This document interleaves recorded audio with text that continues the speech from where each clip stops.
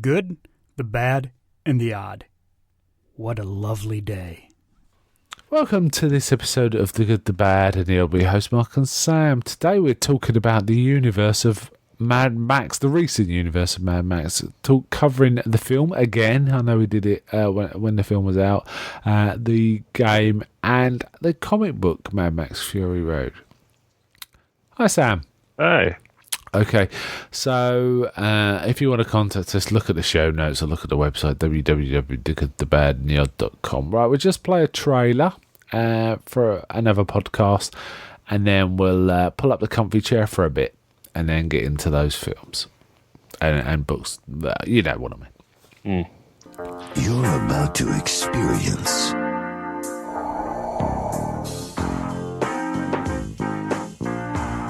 the cultural phenomena What's it all about? Know what I mean? that's sweeping the nation. Oh yeah, it's happening. It's frightening what we've created. The Stinking Paws Podcast. I'd sooner go out and see a bleeding horror film, I said, than a thing like that. A fortnightly show where we review classic and not so classic movies. A truly fine professional piece of work, taking a look at some of your favourite movies of all time. I'm ready to go. I'm really ready to go. No, I'm not. You can find all our previous episodes on our website, stinkingpaws.com. Unorthodox Suros. Follow us on Twitter @StinkingPaws or join the Facebook group. The majesty and grandeur of the English language is the greatest possession we have. And it needed something to sort of give it a breath of it needed something to give it a I can't say it. I can never say. I always say fresh of breath air. Brilliant. The noblest thoughts that ever flowed through the hearts of men are contained in its extraordinary, imaginative and musical mixtures of sound. Probably good not to do a podcast if you can't say basic English. Yeah. Yeah. And you can also subscribe to the show at iTunes. As we said, a truly professional podcast. Yeah, they all sort of play each other off each other. That sounded wrong. They all sort of play each other off. What the hell was that? They play one another. I'm not even going to go there. They play. Let's give this some serious thought. They play one another against each. No. Does that sound right? I don't know. I know what you're trying to say. Get the comfy chair!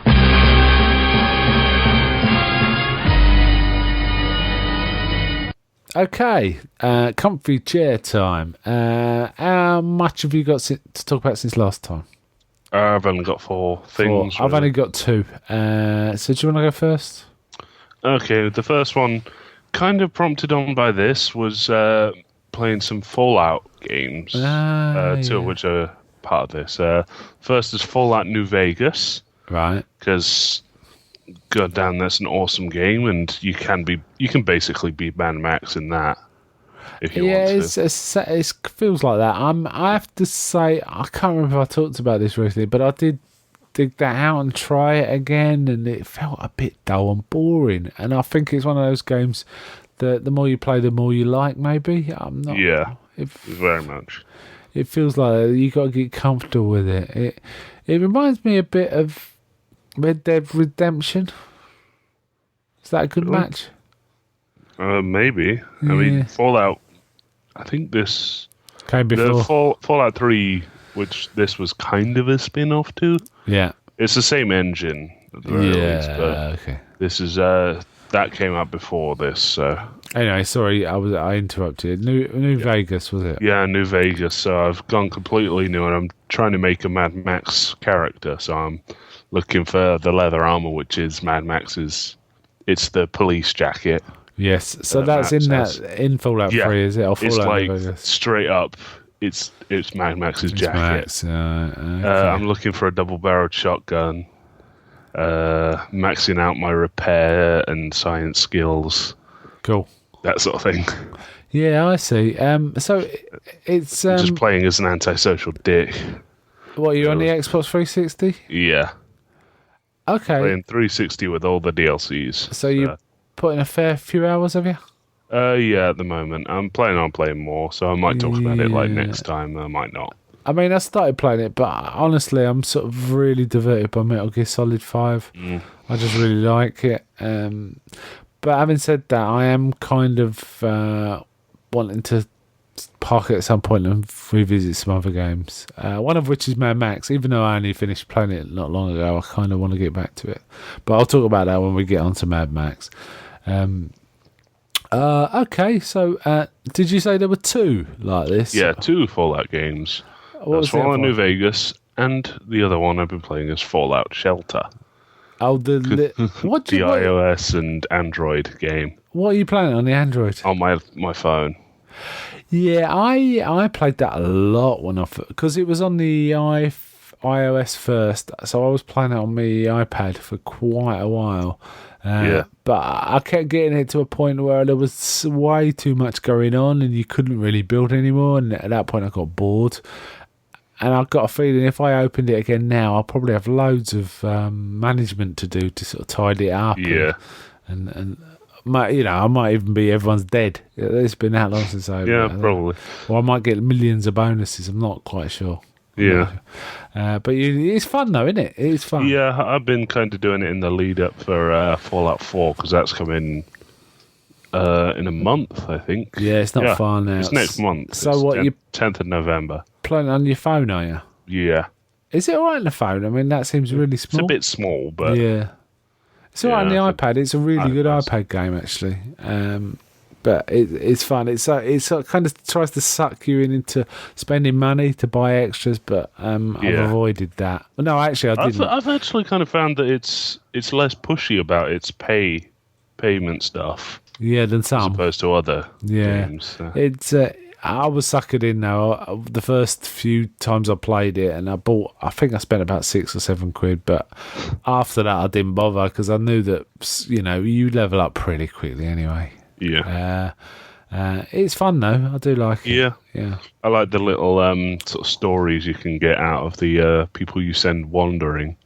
Yeah. If you like watch their like feed, they'll eventually be like, found a Yaogui. Wow, those Yaoguis are big. Oh god, this Yaogui took my arm off. Oh, I And it's don't like- remember any like that, but I do like the fact you can send out really quite powerful ones for like days on end, and when they Yeah. come back, I've had a few that when they come back, they've got so much stuff they can't actually enter the vault because Yeah. there isn't enough space or whatever to contain all their stuff, so you have to like make some extra space just to get Yeah. it working. That was kind of fun. Yeah, nice. Shall I do one? Yeah. All right, my first one is I finally got around to watching The Fast and the Furious. First watch for me, 2001 film. Now, the reason I got around to watching it is there's a few series that I keep meaning to watch that I keep hearing good things about. And Fast and Furious 7, I've heard, is really good. In fact, I've heard 5, 6, and 7 are really good films. But even so, even though they're the best ones, the first ones are pretty decent, is what I heard. And I kind of want to go through it, so I watched the first one. It was okay. The car stuff was fine. Vin Diesel was fine, even though his character went a bit wussy at the end. He was like being reasonable, whereas Vin Diesel in other films would have just punched someone out. If it had been Riddick, he wouldn't have messed about. So he came across as a bit wussy in places. But it was fun. I think Vin Diesel can do a sort of sympathetic. Yeah, no, quite it well. was the way he was doing the sympathetic. It was like Okay. he was being a bit whiny about it. Why Yeah. didn't you tell me? Yeah, and he's not a great actor. I mean, he's very charismatic, but if he tries to extend his range too much into sort of whiny territory. It really doesn't work. Yeah. Though I liked Vin Diesel, I think I liked him in XXX, for example. I thought that was fun. But this was essentially, it felt like a remake of Point Break. Point Break was a movie about like these surfer hippie dudes that were robbing banks and doing all this crazy stuff like jumping out of planes and doing very low. What do you call it when you open the parachutes really low? Halo. Yeah, doing that kind of crazy stuff. But in this one, the same kind of gang was doing fast cars was their thing, but they were using it to rob truckers. Yeah. And the truckers were, basically there was someone was undercover and the truckers were preparing to fight back, so they were arming everyone with shotguns and stuff like that. It was kind of alright. I mean, I didn't mind it. It was tosh, really. It was a 6 out of 10 kind of film. Didn't mind seeing it. Don't care if I never see it again, but probably would happily watch it one more time. Not bad. And I'm kind of happy to carry on giving it a go. Okay. And I did mention there's 2 series like this I fancy catching up on. The other one I haven't watched yet, but I've got it like off the rental ready to watch, which is, I've heard the Final Destination movies are pretty good. They're more like a horror series. So I've got the first one of those lined up. But yeah, Fast and Furious is all right. Have you seen any Fast and Furious films? No, I haven't. It's only really been on my radar since the last few, the ones with The Rock, where it went nuts. Yeah, apparently they're amazing. And Yeah. I like proper bonkers films too, so that'd be probably my wheelhouse, those ones. But this one was kind of crazy, but not in that the kind of league I've seen in the trailers for Fast and Furious 5 and 6 and 7. No way. Yeah. Anyway, back to you. Okay, now, I think I mentioned previously on the podcast a show called Over the Garden Wall. You did, yes. Yeah, and I also mentioned how it kind of got boring quite quickly. Yep. And so, yeah, it won an Emmy recently, which kind of shows me up a bit, so I decided to rewatch it. Yeah, maybe not. Yeah, go on. And it turns out about maybe 10 seconds after I stopped watching, everything went into completely nuts. Oh, cool. What? I mean, is it like anything else you can? It's one of the sort of modern sort of cartoons, like your Gravity Falls, your Adventure Time, so is that it, sort of thing. Is it like postmodern in that it references loads of stuff, or is it surreal? It's really surreal, and its references are more sort of like, it looks like some sort of Victorian children's art book sort of thing. If you know what I'm talking about. Yeah, I think I've seen a bit of it. It's got quite a distinctive art style. They're kind of big-eyed. It's very you don't... If it references stuff, it's very subtle. Like, there's one bit with a woman who looks kind of like Beatrice Potter, who's teaching a load of animals in clothes. It's just got loads of weird stuff, really. Oh, that's cool. Yeah. But it's got possibly the most, horrific villain in a kid show I've ever seen. Really? He actively harvests children. Oh, nice. And to do what? May I ask? He takes their souls, causing their bodies to turn into trees, and this reveals he briefly mentions that the forest they're in is his, which, ooh.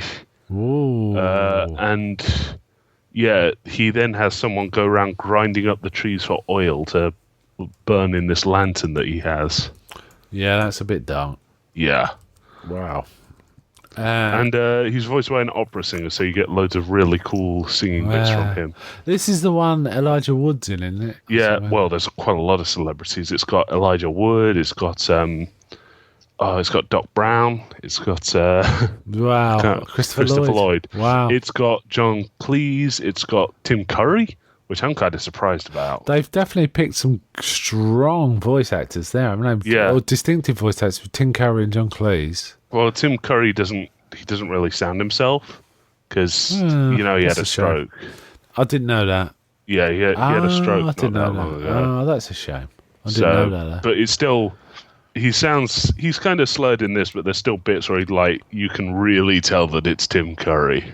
Right. He's playing this creepy old woman called Auntie Whispers. Yeah. Nice. Okay, so good show. You enjoying it? All right. Yeah. What's it on, or are you just getting it? I just watched it online, but you can probably find it on. I think it's on an Amazon streaming service. Don't hold me to that though. So. Okay. Yeah, I noticed Amazon Prime have got some good stuff lately. There's a series I just saw, in a banner ad that I fancy watching called Mr. Robot. Yeah. Which is about a hacker. Looks kind of like it could be pretty good. A lot of people are raving about it, but I'm currently working through Penny Dreadful season 2 and stuff like Star Trek Next Gen. So it's good, and I think I'll probably wait until maybe after the Flash. We've done the Flash. I might get back to Mr. Robot. I've got to see how it goes. Really, there's so many. I'd rather watch films than TV, but there's loads of TV shows I do want to watch still. Yeah. In fact, I've just remembered another one I want to put on my list. So I've got another one actually. Yeah. Is it my turn? Or yeah, that's you. Okay.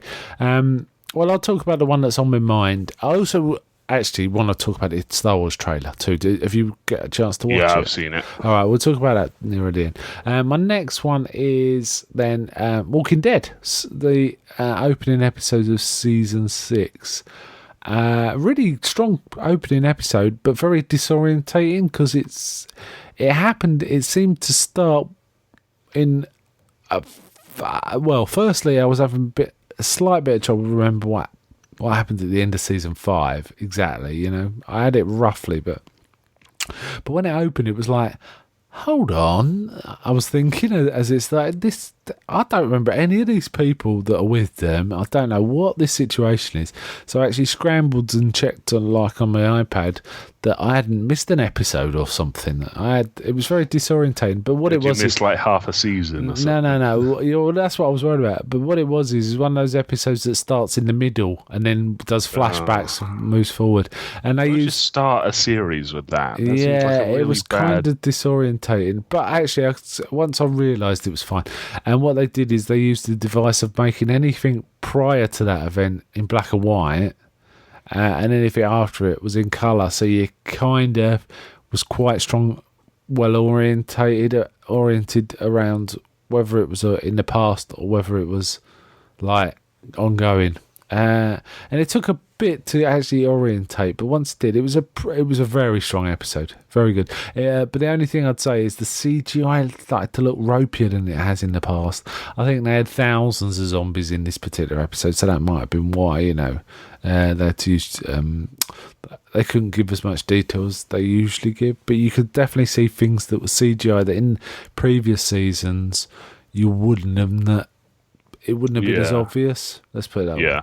But it's a nice, strong episode, so I'm looking forward to seeing season 6. I'm one of the fans of this show. There's a lot of detractors, a lot online of people that don't like it, say the logic and the plotting is stupid, and I kind of agree with that, but I don't care because I like it. I think it's a good show. Anyway, back to you. Okay, my last one is a video game I got on the PlayStation, the monthly free games thing. It's called Grow Home. It's a weird, storyless game where your sole objective is to grow a plant so that this little robot you play as can get into space and go home. Cool. That's about it. Is this one you downloaded a while ago? Because I haven't seen it on the PS Plus. It may have been last month. I might have just missed it. Was it on the PS3 or 4? 4. I don't remember it. Oh well. I don't download all of them. I only download the ones that I think sound good, so maybe I just missed it. So you're growing a plant, did you say? Yeah, you're growing like a big tree, because one of the big things you can do is you can climb up anything as long as your character can grip to it. Right. But it's like manual. You control the movements of the arms with the sticks. Yeah. And you can grip it with the hands independently. So you gotta. If you have to carry something, you actually have to keep your thumb held on the button or on the bumper or whatever. Yeah. Is it good? It's okay. It seems a bit Is it what the It's- graphics like? Sketchy? It's Good? weird, sort of. I want to say cell shaded, but it's really sort of simplistic, sort of look. Stylized, is it? Yeah. Stylized. Yeah, I mean, that can really work. I mean, for example, in Borderlands, it works really well. Yeah. But not so much in others. Okay. That sounds cool. All right, Yeah. then. Let's get on to my last one, then we'll get on to X-Files. X-Files. I'm sorry, I'm thinking of X-Wings. What must Yeah. Anyway, yeah, my last one is a Bizarro movie called Performance, which I think I've seen before, but it was a long time ago. In fact, I know I've seen it before. It was a 1970 film. It was proper counterculture kind of stuff, and it kind of talks. It's It's called Performance. It's kind of an examination of when the old values meets the new values. In that, it starts with a gangster who's like a loan shark enforcer, played by James Fox, who I think after this film, I could be wrong, but I think after this film gave out acting for 25 years because making this film kind of did his head in. That's what how I understand it. But basically, he's a pretty straightforward, quite intimidating gangster who 13 years he gave up. 13 is it? I know it was a significant amount of time. He was really good in it. He was really charismatic. But basically, things go slightly awry. This guy tries to give him a beating who he's got a grudge against, but his boss told him to leave alone, but he kind of stuck his oar in, not in a violent way, but just kind of tried to sort of intimidate this guy. Anyway, this guy has broken into his house, giving him a beating with his other guys, but he manages to get to a gun and kill him, which means that he's bringing a lot of trouble on his own boss. And he knows that he's going to die, so he hides away. But he manages to hide in this house in the middle of London with Mick Jagger, of all people, who plays this reclusive pop star, and who's got these two women in with him. And it's all like they feed him magic mushrooms at one point, and it's like an exploration of masculinity and image versus reality. I mean, the whole film's called Performance, so it's about performers. You know, this gangster performs as like a tough nut, while Mick Jagger's like a performing singer. Do you know what I mean? It's kind of, and it's kind of all right. It's I really liked him. And there was lots of unsettling stuff, but really, what was interesting is like it was, you know, the counterculture was all peace and love, but really, it's quite a misanthropic film, you know, talking about the bad side of human nature. It's really hard to pinpoint it. The thing is, because it's so trippy and there's lots of like scenes of them just rambling on about stuff. This sounds like a film I would not like at all. No, I don't think you'd like it at all. What made me laugh though, I mean, artsy-fartsy just films. try this. If you Google Mick Jagger performance, I think you may have shown me this picture, but it with looks no like context. Yeah, he looks like Trigger from Mick Jagger looks like Trigger from Only Fools and Horses. Yeah. In this, You walked up to me and just went, "Hey, this is Mick Jagger. Who does he look like?" It's like, that's Trigger. yeah, it was fine. It was fine. I mean, I give it 6 out of 10. Yeah. Right, let's talk about Star Wars. So, what do you think of the new trailer? I think it was pretty cool, actually. I really liked it. I'm really getting psyched for Star Wars now. The trailer. Chewie really costume looks great. The other thing I was wondering is, it's interesting we're not seeing Luke interacting with anyone else. Do you think he's off on his own as a hermit or something? Yeah, probably. I think he's going to be like... I think he's basically going to be Obi-Wan, but even more antisocial. I think, Obi-Wan or Yoda kind of figure, isn't he? The other possibility... Whereas Obi-Wan or Yoda sort of wait for people to come to him. I reckon Luke's going to sort of show up with his lightsaber and go, "Get out." He's going to be the badass or something. He's going to be like, "Get off my property," sort of thing. Yeah, maybe. I mean, the other possibility is that he's the bad guy, but No, he's not. We'll find out. But the X-Wing fights look spectacularly good. Yeah. It does look good. I'm actually quite amazed they got the CG so good for it. Yeah, it does look Because, I really mean, nice. more recent, not counting Mad Max, obviously, but like Jurassic World, I'm amazed that didn't look as good as it That didn't look as good as Jurassic Park. Yeah. Well, I mean, they relied on CGI a bit too much. That was the trouble.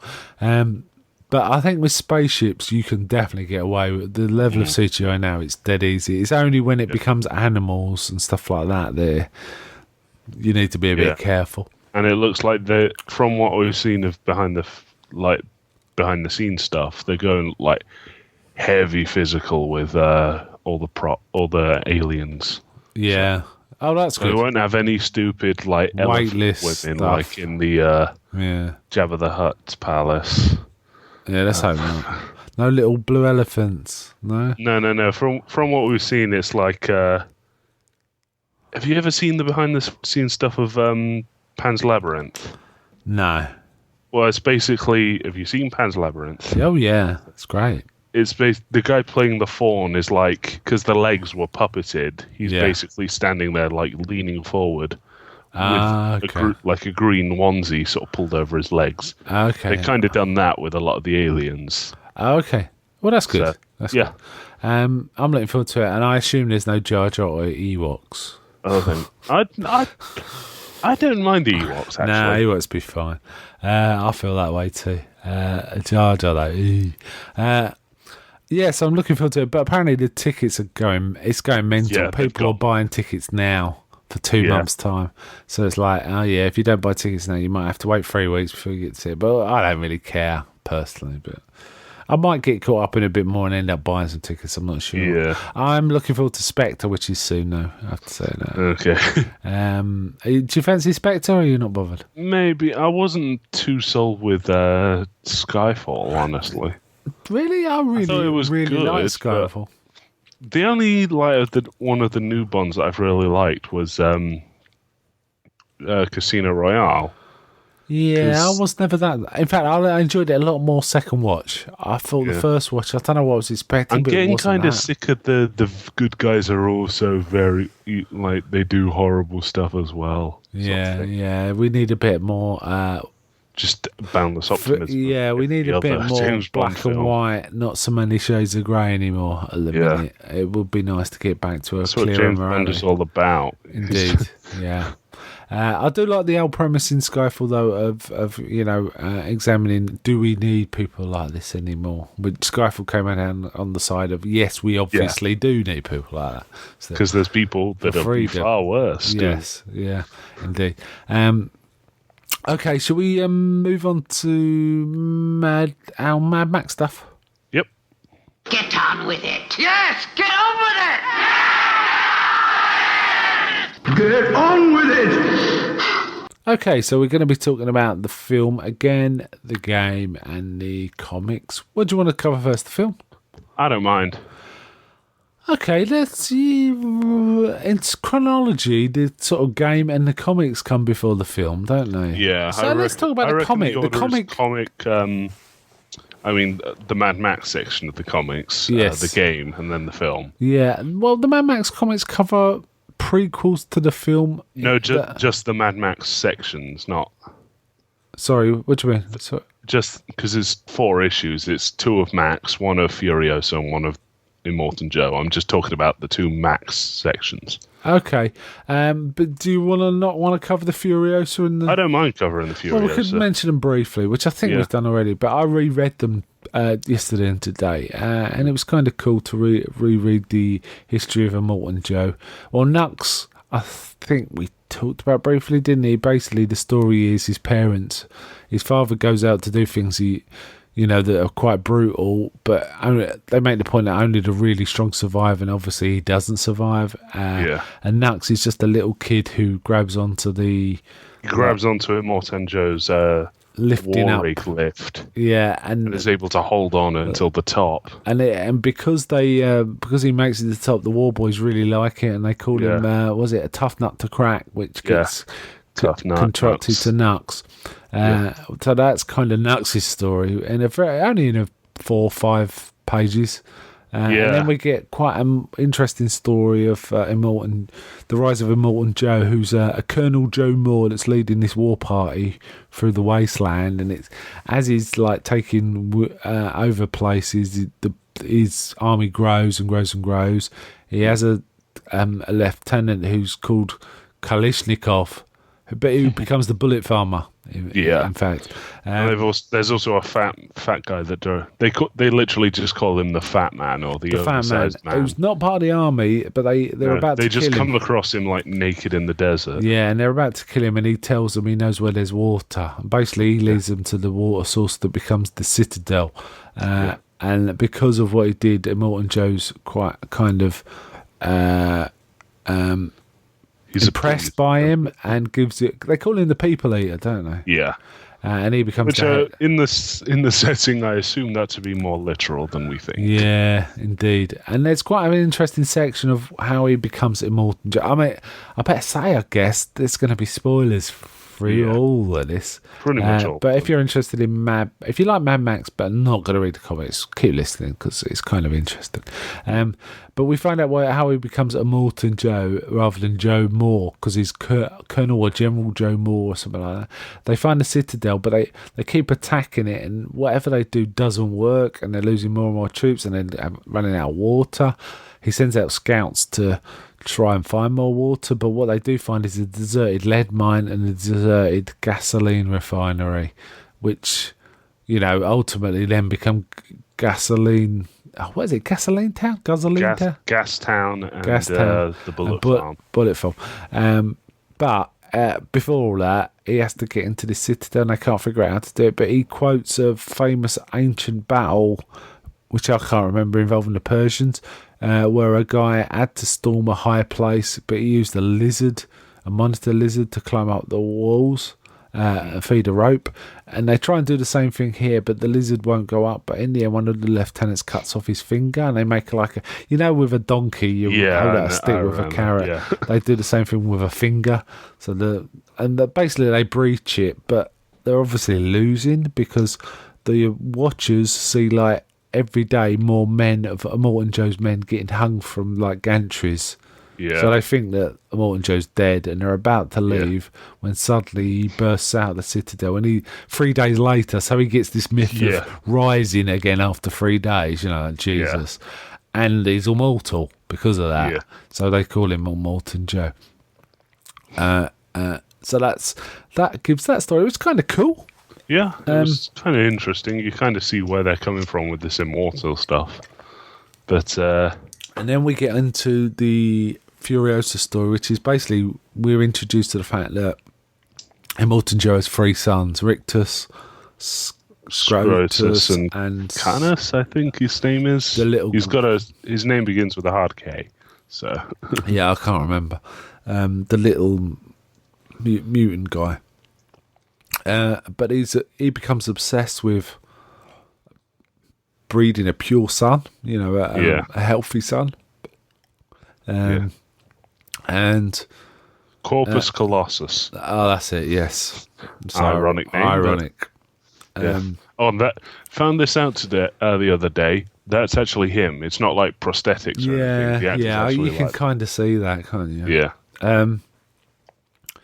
Anyway, he builds a shielded area to keep these women from breeding, but Rictus starts getting a bit handy with them, and he gets a bit, and Immortan Joe gets a bit cross, so he decides he's going to put a guard in with them, which is Furiosa. I like how you even see Immortan Joe beating up Rictus. Yes, you do. This guy is still very much top of his game even at this point. Yeah, he's all pussy as well. When you see this is. I think this is to the point pretty much short. No, it is shortly before we see him in the film, where he's still getting cleaned for it with all his swords and everything, and he's chucking Rictus, who's 2 feet taller than him. Yeah, I'm guessing it's 6 or 7 months before the stuff we encounter. Yeah. But because, basically Furiosa goes in to keep an eye on them and keep Rictus at bay. But then is it the Dag, the blonde one? Yeah, the Dag is the white-haired one. Yeah, she basically protests pretty loud, that they're not animals and they're not here just for breeding, and basically Immortan Joe beats her up. Yeah. And in addition, I think it's partly that, and partly a show of control, and partly to keep Rictus in line. He then makes sure they're fitted with those chastity belt things. Yeah. Which they've got a really weird name. It's something like something axe. Oh, I can't remember. It suggests it's a dick axe, but it wasn't that. Yeah, I thought that was pretty obvious from the teeth attached to them. Indeed. So that's how they get the. That's why the chat. So it does tie up really nicely with the film, but in it, Furiosa gets really cross with him, saying, "Look, you whine about this, but it's nothing. Compare this to outside. This is paradise to outside. You think you get free if you get out of here and all this, but they still want to escape." So this starts a seed with Furiosa about going back to the green place, and finally she decides to rescue him. So that whole premise gets, in the film. You kind of have to work that out for yourself. That Furiosa's doing it because she knows about this place and what feels they need to be rescued. Well, eventually she tells them. But... Yeah, but it's like written out large in the comic. And then finally, I mean, these are good comics. I mean, I keep talking about the plot, but we should talk about the comics. Well, did you like the comics? Yeah, I liked them. I wasn't too much of a fan of the art for the Furiosa part. Oh, I kind of liked it. I think that was probably the weaker of the 4 books, but I still kind of liked it. Apart from there was a section I haven't talked about yet called The War Rig, where the artwork was much more basic, but it was kind of interesting anyway. Yeah. It was... Oh, I forgot what I was going to say now. Then we get onto the Max section. We get Max's story, and it lays out the timeline, doesn't it, of the original film. It's basically the order they're made is the chronology of this. So, the first film, Road Warrior, Thunderdome comes after. And then we also get a fairly strong feel from the comics that Max is kind of obsessed with getting an interceptor. He just wants an interceptor. I reckon it's like, it's become his focal point for his insanity. Yeah, it's kind of... like some cases of insanity, they'll focus manically on something, and this is his. So. Yeah, and he just wants stuff to make an interceptor, and he actually goes into a Thunderdome again, but it's a different kind of Thunderdome. Yeah, this is more showy one. It's in Gastown as well. So. But that's to win a V8 engine, which he wins after a pretty brutal sort of fight. And they even say to him, "You have skills. Would you like a job?" Like they do in Thunderdome. And he says, "No, just the engine." But what happens is that the guys he beats, they reckon he cheated, so his gang come after Max, and they stab him in the leg and leave him in the desert to die, but he manages to survive. He gets rescued. You're right. Yeah, I just elbowed something off the desk. Cool. Sorry. And he gets rescued by a woman called Hope, who also helped him in Thunderdome. She passed him a flare, which allowed him to win. Yeah. And she finds him again and sort of says, "I helped you for your services." And basically, she's got a missing daughter. It's called Glory. So she asked Max to go and help rescue her, which he does. And basically, that all happens. But then she asks him to go with him, and he won't. And he's driving off. He decides something happened. It's not explained. He turns around to follow him, but they die at the hands of the buzzards. The woman isn't Hope. Wait, hang on a sec. She isn't Hope. It's not the same woman in the game. It's just the girl has the same name as the girl in the game. Oh, I thought they were the same and it was a different version. This is really confusing because I thought it was basically an alternate version but the same story in essence. No. It's just... But they're both called Hope and Glory in both the game and the comic. The comic, the girl is called Glory, but the woman isn't called Hope. Oh, I thought she was. She doesn't have a name. She might be called Hope. I assumed because the little girl was Glory, she was Hope. Yeah. Because basically there's this woman and daughter combo in both the game and the film. In both of them, the daughter's... You mean comic and Sorry, comic and game. Not in the film. And the little girl's in both is called Glory, and the woman in the game is called Hope. But you think in the comic she's not Hope? I thought she was. Yeah, I'm looking on the wiki of So what? Control F Hope. All right. It's either the same story told in different ways. Well, it isn't. It's not the same story, but it's not the same similar. story. It's just similar, or it's just he's done it twice. I assume it's more he's done it twice. I can see people living out in the wasteland trying to be like, "Oh, her name's Glory." Yeah. So to sort of give them more like interesting names, like Auntie Entity or Humongous. But because they die and it leaves Max in a bit of a state, that the comics also lead into the film in a direct way. So when he in the film, which is a bit confusing if you don't know the comics or the game, that he keeps picturing a little girl calling Max, help us, and being run over, and you're thinking, is that supposed to be the original story? Is that anyway? The comics lay it out. No, it's a recent thing, which explains why he's still so traumatized from it. Otherwise it would be 20 years before, and it'd still be. It sounds a bit odd. You don't. PSD doesn't. Isn't that strong? PTSD. Yeah, what did I say? The other way around. PSD. Okay. But it's a cool comic. And then there's some final sort of fairly short sections about some of the pre-history of the war, between the war and Immortan Joe's army. It's showing stuff where people either joining his army or being raided by his army and killed, or just dying and being found by Rictus as skeletons, and Rictus as a boy decorating the war rig with their skulls. They get to a particularly weird bit where they find a dead woman, in a room full of dolls. Yeah, and he decorates the war rig with dolls' heads, which is really odd too.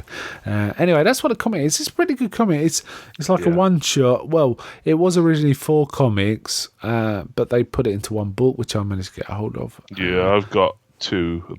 I've got the 2 Max bits. They're quite good as a standalone too. I think they're the best bits of the whole lot, in my opinion. But it's kind of cool that you get the timeline from the first 3 films too. Yeah. Now the game is like Max, again, having an interceptor, it getting stolen by Scrotus, who's one of Immortan Joe's sons. Yeah. Him teaming up with this guy called Chumbucket, who's this mad mutant hunchback. He's an old war boy, I think. Yeah, he's. I'm kind of confused because it's like you can never tell whether someone was alive before everything went down, because there's like several people Max's age that don't remember the life before the apocalypse, and there's weirdly several people older than him that seem to not remember. Yeah, and Max isn't. Max isn't exactly old. No, it's very old. But anyway, Chumbuckets is like a sister. He's mechanic. He's Q. Yeah. He's a Blackfinger. Who's obsessed with. Who is like Max. Is obsessed with building the perfect car. So he joins Max. Even though Max doesn't really what's he call it? The Angel Combustion. Yeah, and I love that whenever he goes on his long rambles about it, like the glorious roar of the V8. And it's a really rich world, actually, they're building in this game. The gameplay's fairly basic. It's like a basic version of Arkham Asylum, really, and a more brutal version. Though Max does kill people, left, right, and centre if he gets a chance. Certainly when he's got bullets, and it builds up quite nicely. How many hours did you put into it in the end? Do you reckon? I think I ended up playing about 10 hours of it, maybe.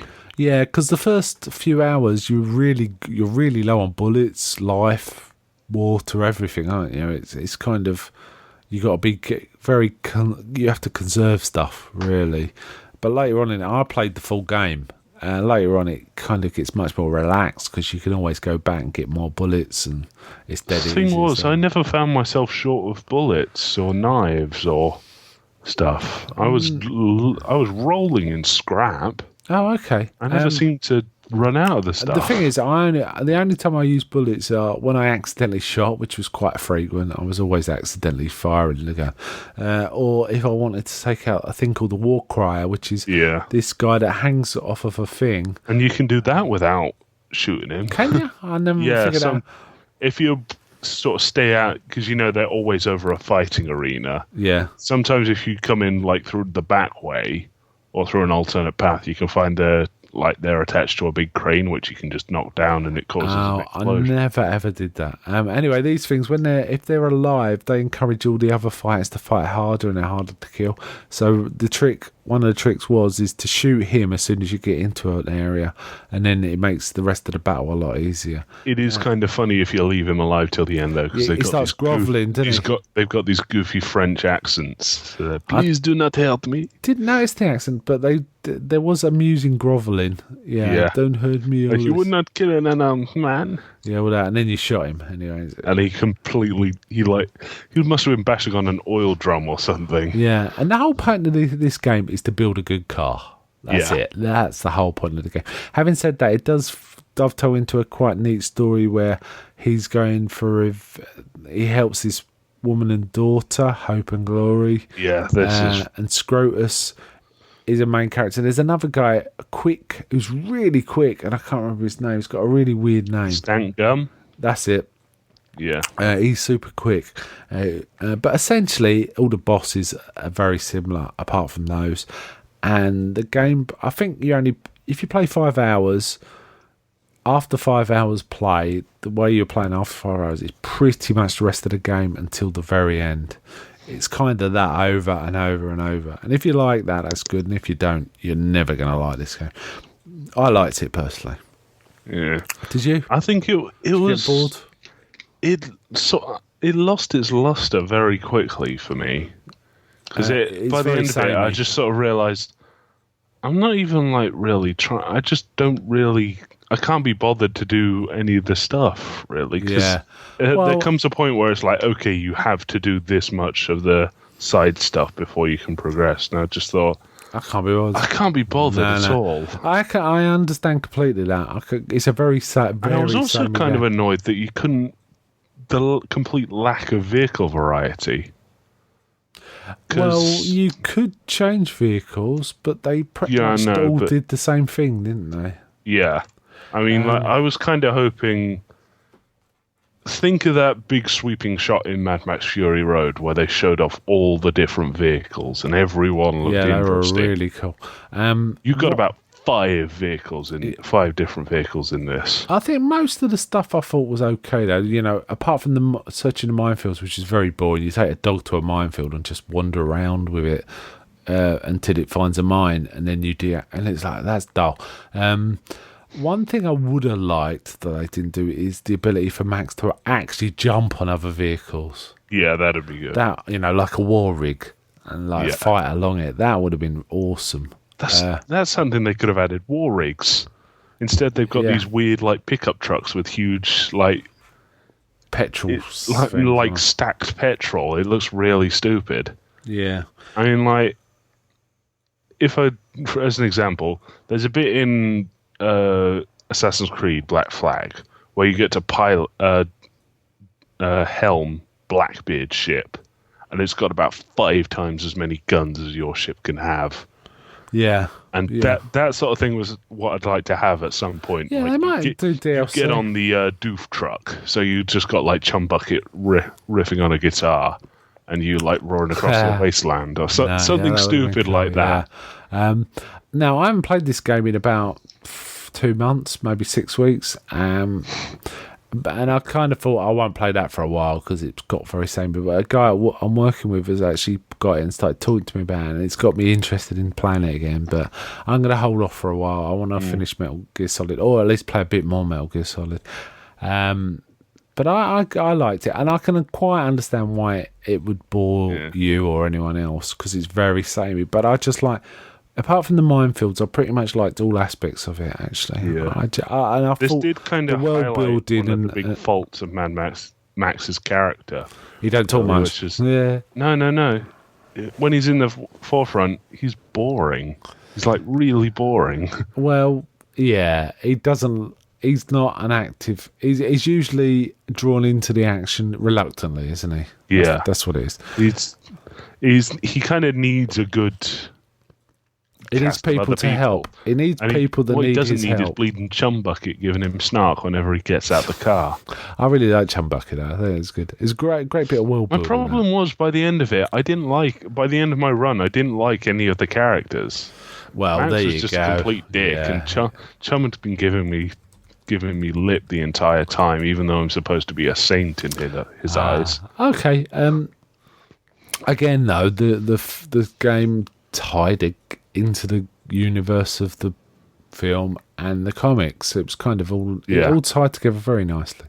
Let's get onto the film.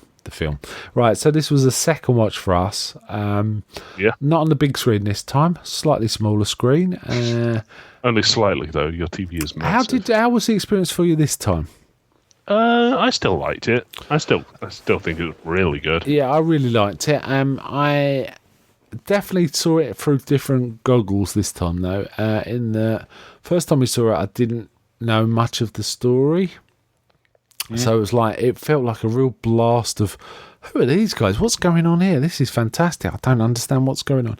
But it was kind of nice to watch it this time and know exactly what was going on. I know what the War Boys are about. And I was listening to the nuances of it. And I was getting a lot of pleasure out of picking up things that, there was so much going on the first watch that I missed that I managed to pick up. And I'm sure there was lots of things I still missed again. But there was plenty I picked up. I understood the relationship between the lead farm and bullet farm and the gas town guys and stuff like that, and the fact that it confused me in the first film that some of these guys were talking to Immortan Joe in a fairly offhand way, even though he was the big boss, which felt a bit odd. But you understood that they went way back with him, So they were allowed to talk to him like that. And it's kind of interesting that you got the feel for his, religion, cult, whatever you want to call it. Yeah. A lot better as well. And the whole War Boys thing and War Pups. I mean, you hear him talk about buzzards. I know what buzzards are now. But when the first time I watched the film, didn't understand what they meant when they, the intricacies of what a buzzard was versus a war pup or, stuff like that. It's a lot of it you kind of have to figure out for yourself, which is, I really like this sort of storytelling. So that's not really a problem for me. Yeah, I mean, I like watching it again. It was fun. The bit that's made me laugh even more this time is when Max first sees the women and he's just stunned. Yeah. Stunned, and then there's a slow zoom in on the hose that they're holding. Yeah. That's amazing. And that fight is with the chain, where he's chained up. That was a brilliant piece of choreography, because you never lost your way. You knew exactly what was going on, but it was really well put together. Yeah. Whereas compare it to, I don't know, any fight that Michael Bay does, and it's incoherent and I don't know what's going on. But there were some really nice touches in this as well. It just worked. I appreciated it more the second watch because I understood it more. Yeah. But it did lose that initial blast of, wow, this is fantastic. Do you know what I mean? Yeah. A freshness. It was good watching it with people that hadn't seen it, just to see your reactions. Yeah. When they whip out the Doof Warrior. Yeah, the guitar, yeah. Yeah. That was nice. And I think the first time I watched it, I gave it 9 out of 10. I can't remember what you gave it. Can you remember? I think I either gave it a 9 or a 10. What would you give it with the second watch? I'd still give it a 10.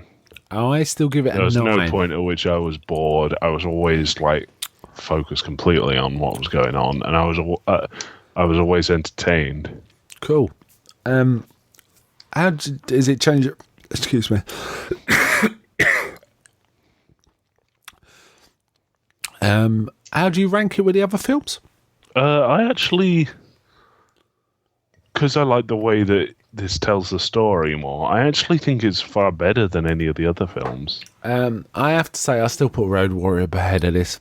Oh yeah, but Road Warrior it's second in my thing, but I do think that maybe that's very nostalgia tinged.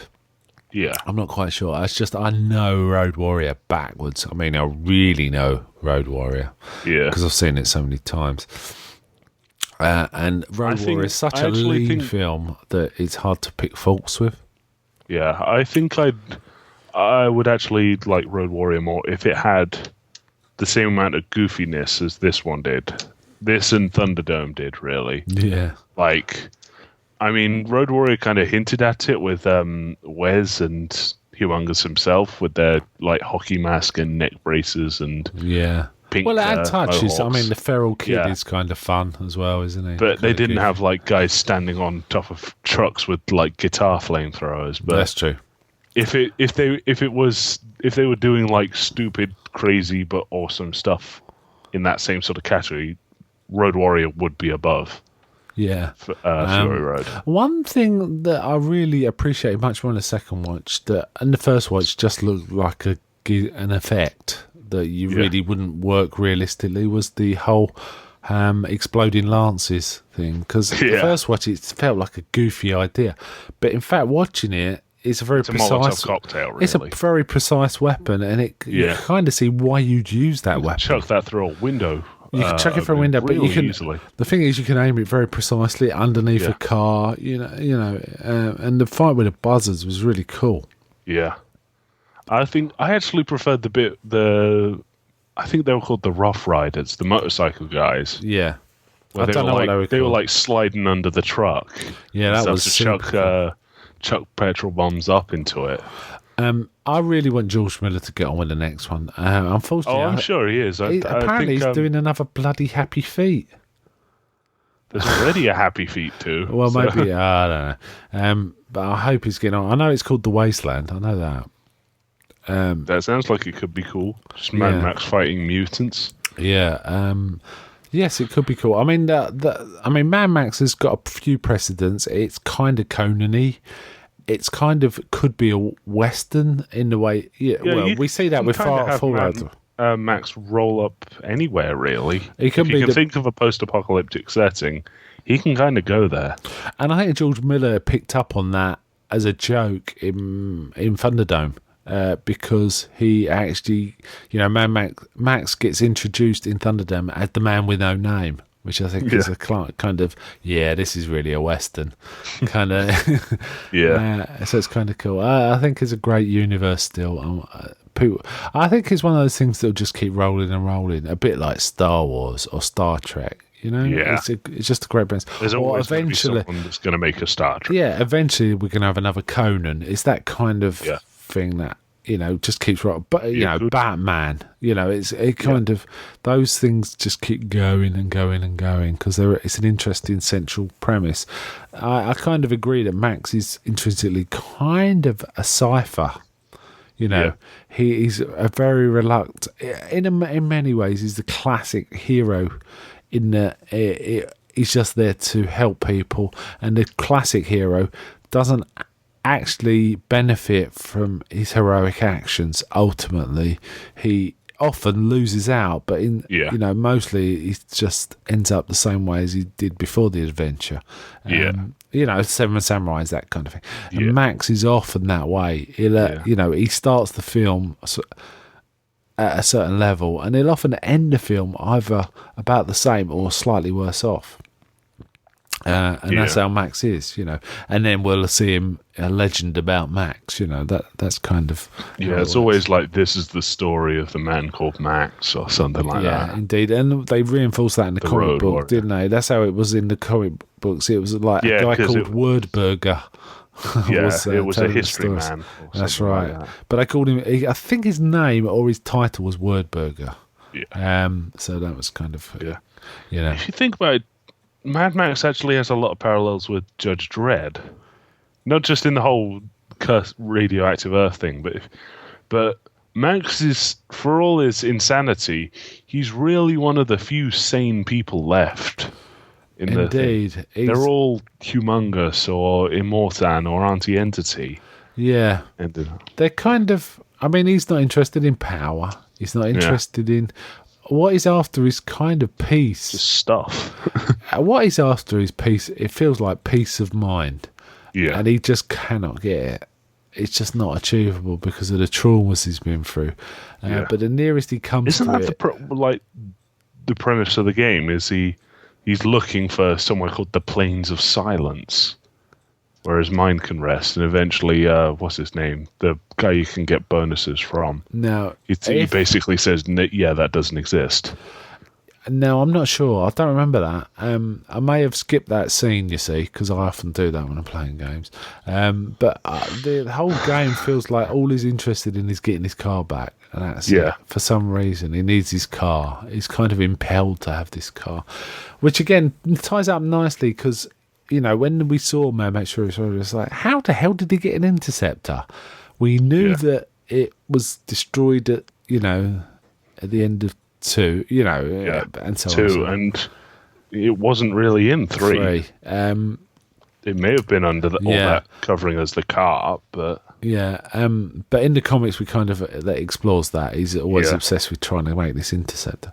But it was an enjoyable watch, but I enjoyed it in a different way this time.